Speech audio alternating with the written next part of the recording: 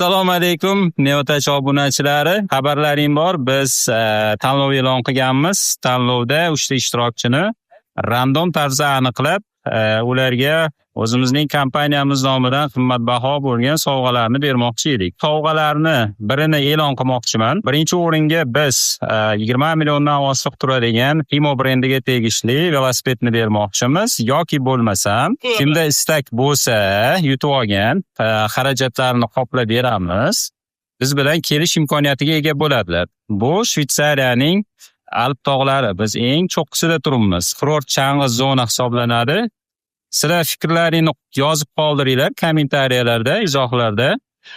Biz buni albatta ko'rib chiqib hisobga olamiz. Yo ushbu velosipedni taqdim qilamiz yoki bo'lmasam sizlarning izohlaringizga qarab, fikr xohishlaringizga qarab shu yil qishda o'zimiz bilan yutgan ishtirokchini, bir kishini, ya'ni erkak kishini o'zimiz bilan olib kelib aylantirib ketishimiz mumkin. Nima deysizlar? Fikrlaringizni izohlarda qoldiringlar. Biz buni albatta inobatga olamiz.